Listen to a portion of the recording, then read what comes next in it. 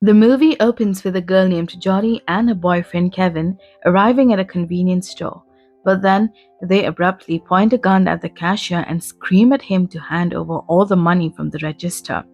The cashier complies, and Kevin heads outside with the money, but Jodie notices a safe behind the counter and demands that the cashier open it. Surprisingly, the cashier stays calm and warns her that she won't like what's inside.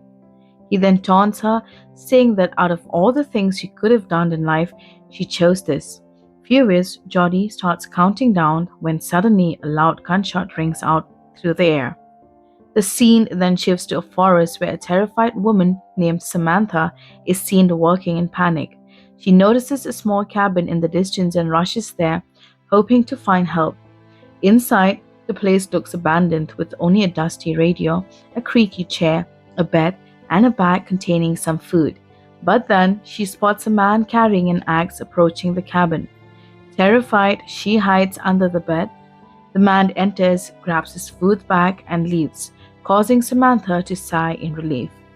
Moments later, she bolts from the cabin and runs frantically, only to come across the same man again. She stumbles hard to the ground, injuring her leg. But surprisingly, the man, whose name is Tom, turns out to be kind. He offers to help him, and the two head back to the cabin, where Tom carefully tends to her injuries. Samantha apologizes for stealing his food, admitting she hasn't eaten since yesterday. She explains that her car broke down last night and her husband went to a gas station but never came back. When she asks if he has a phone, Tom says he doesn't, just an old radio that doesn't work. He shares that he also had car trouble and has been stranded here for 3 days. Hearing this, a scared Samantha wants to leave and find her husband immediately. But Tom warns her the temperature could drop to -5 degrees Celsius at night. They then head to her car, where Tom discovers it has run out of fuel. Samantha asks about his car, and Tom reveals he wrecked it in an accident. After leaving a note for Samantha's husband, Adam, they grab blankets from the car and return to the cabin. Later, Tom gives Samantha water he fetched from a creek nearby, but strangely, when he went back, the creek was gone. He wonders why her husband left her alone, so Samantha explains it's because she's pregnant. Hearing this, Tom offers her the bed while he sleeps on the floor, promising to get them out of there. That night, Samantha experiences a nightmare, writhing in pain as she tries to call out to someone. When she wakes, Tom is gone. Shockingly, she finds a blonde woman unconscious outside. She drags her inside while Tom is seen extracting gasoline from his wrecked car. Shortly after, the blonde woman wakes up, revealing herself to be Jodie from the opening scene. Startled and confused, Jodie demands to know where Kevin is. Samantha has no idea who she's talking about, and Jodie storms out. Moments later, gunfire erupts in the distance, startling Tom so badly he spills all the gasoline. Another gunshot follows, but no one responds when he calls out. Jodie then returns to the cabin, annoyed there's no phone or bathroom. She assumes Samantha lives here like a hermit, but Samantha clarifies that she got stranded with her husband. Just then, Tom returns, shocked to see Jodie. She explains she had a fight with her husband who kicked her out of the car. Tom tells her she can stay, but she'll need to start pitching in. She agrees. That night, Jodie dreams of being tied up and injected to someone. The next day, she and Samantha chat but soon argue about where they are. Jodie insists they're in Wisconsin while Samantha swears they're in New Hampshire. Meanwhile, Tom ventures into the woods, marking trees to track his path, but to his horror, he ends up right back at the cabin despite walking straight. Later, Jodie claims Samantha has lost her mind, shocking Tom. When the three reunite, they argue about their location. Shockingly, Tom says they're in South Dakota. Each is convinced they're right, but confusion sets in. Realizing something is very wrong, Tom warns them they're running out of food and water and they must leave soon. The women agree. That night, Tom has a nightmare involving a gun. The next morning, the trio set off into the woods. Along the way, Jodie shares that her mom died during childbirth, so she was raised by her grandparents. Moments later, she trips, dropping a bundle of cash. Tom demands to know how she got it, but she only says she worked with her boyfriend. Then Samantha spots a mysterious door in the ground.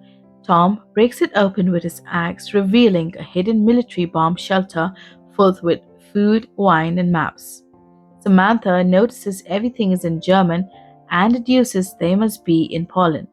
She explains her father was German but died in the war, while the mother taught her the language. Shocked by the coincidence, Jodie reveals her dad also died in the war. After packing supplies, they leave, but find themselves back at the same cabin despite traveling far. That night, over dinner, Tom admits no one would notice if he vanished. He reveals his mother was executed and he grew up in a South Dakota orphanage. Later, Samantha asks Jodie to see her money. Jodie admits she robs gas stations and supermarkets with her boyfriend. Samantha is shocked, but Jodie defends herself, saying she grew up poor and she never had a chance. But Samantha then notices something strange. The money is dated 1984, which she says is in the future. Stunned, Jodie asks what year it is. Samantha replies 1962. Jodie insists it's the 1980s while Tom insists it's 2011. The three are horrified to realize they all come from different years. Suddenly, a gunshot rings out outside. A German soldier appears, raising his rifle. He knocks Tom unconscious and later ties all three of them up. Based on the Irvine bomb shelter and radio, they suspect they've time traveled to World War II. Samantha notices the soldier has a locket identical to hers. Shockingly, the photo inside is of Samantha's mother. Soon, the devastating truth unfolds. Samantha is Jodie's mother, and Tom is Jodie's son. The revelation devastates them, especially as they learned about the tragedies awaiting each of them. Samantha will die during childbirth, Jodie will grow up, abuse, and turn into a criminal. Tom will live a broken life and eventually cease to exist. Together, they realize their fates are linked to the death of Samantha's father, Hans Newman, during a bombing raid. If they save him, they might change the futures. They rush to warn Hans, but he refuses to listen. Bombs rain down as chaos erupts. Jodie is mortally wounded, causing Tom to vanish into nothingness. Samantha desperately pleads with her father, finally convincing him to hide in the shelter. As bombs fall, she hits her head and flickers out of existence. Hans survives, but his children disappear from history. Time then resets. The year is 1985.